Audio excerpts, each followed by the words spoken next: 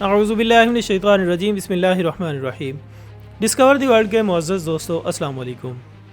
ناظرین اکرام، مسلمانوں میں ایمان کی طاقت ہی وہ واحد چیز رہی ہے جس کے سبب اللہ عز و جل نے انہیں دنیا کے ہر مقام پر فتح مند فرمایا۔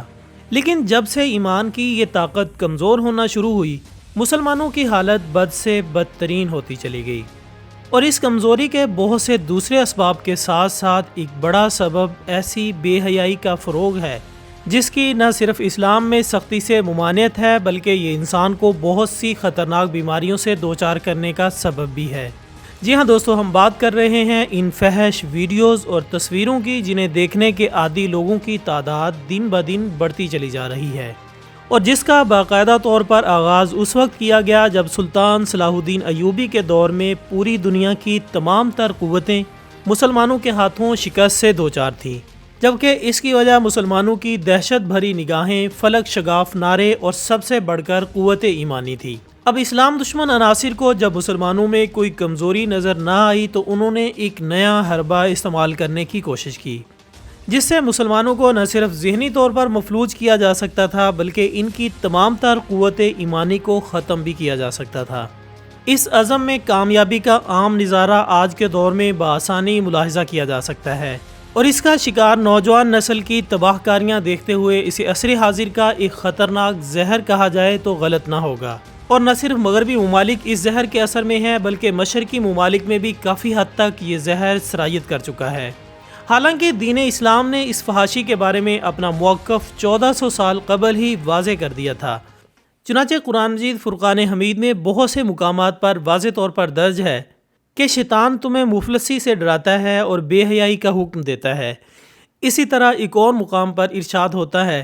اور زنا کے قریب بھی نہ جانا یہ فحاشی ہے اور بہت برا راستہ ہے۔ محترم ناظرین، ان آیات قرآنی کو مد نظر رکھتے ہوئے غور کریں تو یہاں یہ نقطہ واضح ہوتا ہے کہ اللہ تعالیٰ نے زنا کے قریب جانے سے سختی سے منع فرمایا ہے، اور اس نقطے کی طرف توجہ دلائی ہے کہ ہر وہ عمل جو زنا پر آمادہ کرے یا کسی بھی اعضاء کے زنا کا سبب بنے، یعنی آنکھوں کا زنا، ہاتھ کا زنا وغیرہ، سب حرام ہے۔ لہذا یاد رکھیں کہ زنا سے متعلق خیالات اور اس کی جانب لے جانے والے اقدامات بھی اسی زمرے میں شامل ہیں۔ تو صاف ظاہر ہے کہ ان ذرائع کا استعمال بھی حرام ہے جو کہ زنا سے قریب کرنے کا سبب بنتے ہیں، جبکہ یہ بات یقیناً کسی سے ڈھکی چھپی نہیں ہے کہ آج انٹرنیٹ کی دنیا پر پھیلا ہوا فحش مواد زنا کا ایک سب سے اہم ذریعہ ہے، جبکہ دوسرا اہم سبب انسان کی وہ سوچ ہے جو اسے فکر معاش میں مبتلا کر کے ہر وہ کام کرنے پر مجبور کر دیتی ہے جو شیطان کو خوش کر دے، کیونکہ خود شیطان انسان کو روزی روٹی کے بہانے سے بے حیائی کی تلقین کرتا ہے اور اسے دولت کی خاطر ہر قسم کی برائی کو فروغ دینے کی بھی تلقین کرتا ہے۔ اس کے علاوہ تیسرا بڑا سبب مغربی لوگوں کا جنسی آزادی اور اس کے کاروبار کے فروغ کے نعرے لگانا بھی شامل ہے۔ یعنی جب یورپ میں فحاشی اور بے حیائی عام ہوئی تو انہوں نے اسے جنسی آزادی کا نام دیا کہ ہر فرد کو اس کا حق حاصل ہے، حالانکہ اللہ تعالیٰ نے قرآن مجید میں فحاشی کو معاشرے میں بگاڑ کا سبب قرار دیا تھا، لیکن مغربی ممالک اس کے باوجود آیات قرآنی کا مکمل طور پر مصداق بنے، اور نتیجہ وہی ہوا جو کہ اللہ تعالیٰ نے قرآن مجید فرقان حمید میں ارشاد فرمایا تھا، یعنی زنا کے قریب بھی نہ جانا وہ راستہ ہے جو کہ یقیناً فرد و معاشرے کو برے انجام تک لے جاتی ہے۔ اب دوستو دیکھیے کہ کس طرح اللہ عز و جل کا فرمان ان کفار پر ثابت ہوا۔ ایک سروے کے مطابق مغرب میں 6 سال کی عمر میں بچے پورن سائٹس کی لت میں پڑ جاتے ہیں، جبکہ انٹرنیٹ سے ڈاؤن لوڈ کیا جانے والا 30% مواد فحاشی پر مبنی ہوتا ہے، اور تقریباً ہر 40 منٹ میں ایک فحش فلم بنائی جاتی ہے، جبکہ ہر وقت کم از کم 30,000 افراد یہ مواد دیکھ رہے ہوتے ہیں۔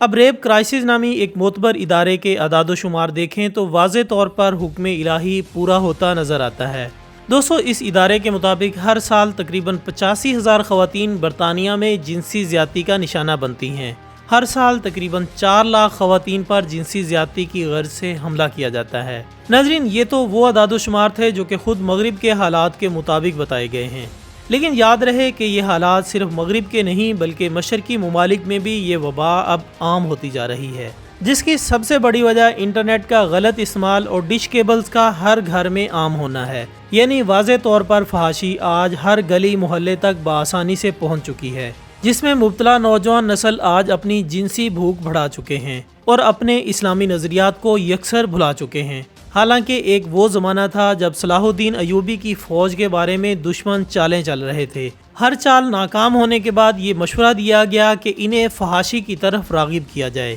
تو سب نے متفق ہو کر کہا کہ ہم متعدد بار نہایت خوبصورت لڑکیاں مسلمان فوج میں داخل کر چکے ہیں، لیکن مسلمان فوج ان حسین لڑکیوں کی طرف دیکھنے کا تکلف ہی نہیں کرتی، اور کئی لڑکیاں تو مسلمان فوج کا کردار دیکھ کر صلیبی حمایت چھوڑ چکی ہیں، لہٰذا تمہارا یہ مشورہ کامیاب ہوتے نظر نہیں آ رہا۔ اور آج یہ حالت ہے کہ اسلام کے دائرے میں رہنے والے بھی کفار کی ہر چال میں نہ صرف بآسانی پھنس جاتے ہیں، بلکہ ان کا فلمایا ہوا فحش مواد کو پروموٹ کرنے کی بھی ہر ممکن کوشش کرتے ہیں، جس کی وطن عزیز میں ابتدا اور عروج کی کہانی کچھ اس طرح سے ہے کہ جب 20ویں صدی کا سورج طلوع ہوا تو ایشیا میں ابھی پرانے معیار کی ویڈیو ٹیکنالوجی کا دور ختم نہیں ہوا تھا، جبکہ یورپی ممالک میں HD ٹیکنالوجی منظر عام پر آ چکی تھی۔ ہالی ووڈ فلم انڈسٹری بہت سی فلمیں پروڈیوس کر رہی تھی، اس کے علاوہ یورپی ممالک انٹرنیٹ کی ٹیکنالوجی سے بھرپور فائدہ اٹھا رہے تھے۔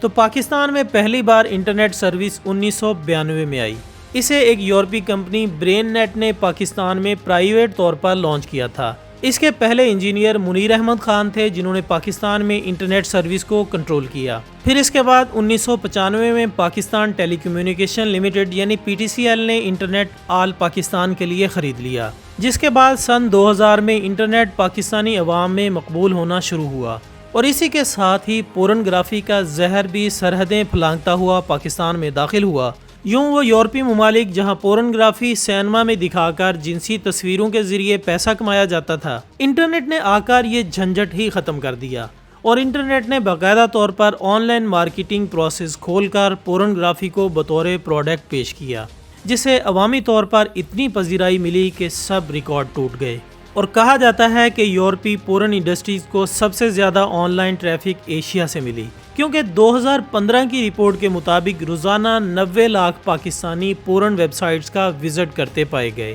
جبکہ بھارت سے روزانہ 6 کروڑ لوگ فحش ویب سائٹس کا رخ کرتے دیکھے گئے، جس کی بدولت پورن انڈسٹری روزانہ کروڑوں ڈالرز کا منافع کمانے لگی۔ لیکن دوستو، ساتھ ہی اس سے پھیلنے والی خطرناک بیماریاں بھی وجود میں آنے لگیں، جس کا شکار خود یورپی ممالک ہونے لگے، اور اس پر اضافہ اس وقت ہوا جب سن 2014 میں ایک منفرد ٹیکنالوجی وجود میں آئی۔ اس ٹیکنالوجی کو سلیکون گرل کہا جانے لگا۔ دوستو، کہا جاتا ہے کہ سلیکون سے ایک نہایت خوبصورت لڑکی کا وجود تراشا جاتا، پھر اسے اس قدر حقیقی بنا دیا جاتا کہ اصل وجود اور اس مجسمے میں کوئی فرق نظر نہ آتا تھا، پھر اسے جنسی خواہش کے لیے استعمال کرنے کے لیے بیچا جانے لگا۔ اسی طرح بوائز کے نہایت خوبصورت مجسمے بنائے گئے، لیکن دوستو ساتھ ہی ان سلیکون جنسی مجسموں میں کچھ ایسے راز بھی چھپے تھے جو انسانوں کو دائمی جنسی مریض بنا دیتے۔ اب چونکہ مرد و عورت کا آپسی جنسی تعلق بھی کمزور ہو گیا تھا، جس سے شرح پیدائش میں بھی واضح طور پر کمی آئی،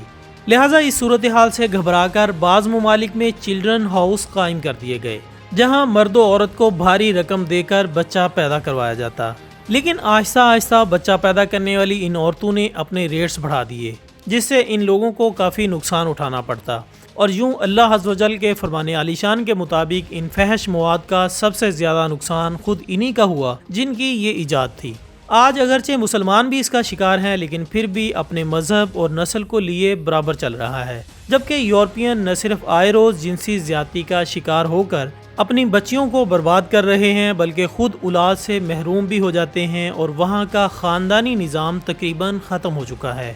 لہٰذا ان سے عبرت حاصل کرتے ہوئے آج شدت سے اس امر کی ضرورت ہے کہ مسلمان خود کو فحش مواد سے حد الامکان بچانے کی کوشش کریں، ورنہ نہ صرف آخرت میں بلکہ دنیا میں بھی عبرتناک انجام کے لیے تیار رہیں۔ تو دوستو، یہ تھی ہماری آج کی ویڈیو۔ ہم امید کرتے ہیں کہ آپ کو یہ ویڈیو ضرور پسند آئی ہوگی۔ اس ویڈیو کو اپنے تمام سوشل میڈیا اکاؤنٹس پر لازمی شیئر کیجیے گا، اور کمنٹس کی صورت میں اپنی رائے ہم تک پہنچانا مت بھولیے گا۔ ہماری اگلی ویڈیو آنے تک اپنا دوستوں، رشتہ داروں اور گردنواہ کے تمام لوگوں کا بہت خیال رکھیے گا۔ اللہ حافظ۔